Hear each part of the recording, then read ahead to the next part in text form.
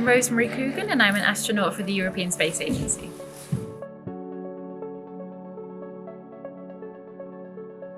So in school, I tended to do a lot of different things, kind of whatever really was offered to me. It was a very difficult decision in the end of what to end up studying. But at university, I chose physics, and then I ended up by the end of my master's specialising to physics and astronomy. I have just always felt that space is the most incredible place. It is just, I think it's incredibly beautiful. It is full, we talk about the stars, galaxies, how colourful they are, their different shapes, the way they interact with each other.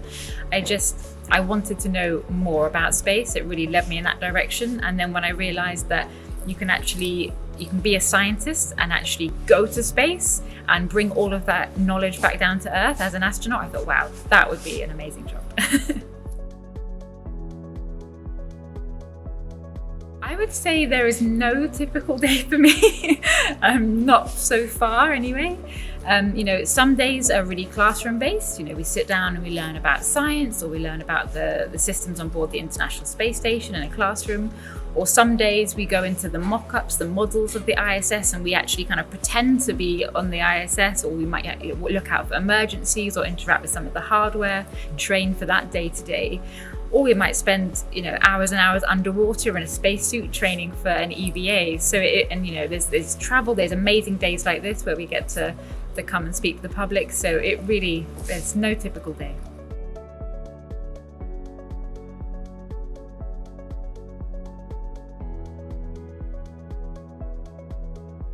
What I find is quite interesting is people often say to me, how did you become an astronaut? How do I become an astronaut? And I think what's really important when you want to go into any career is to really, really just follow what you're passionate about and what you're interested in.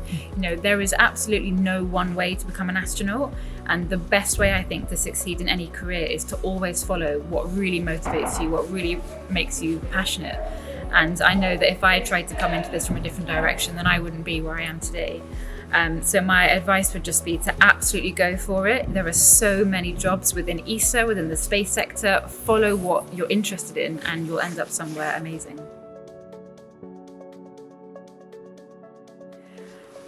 To my 16-year-old self, I think I would just encourage her. I think especially at 16, it's so early really to be making decisions about your future.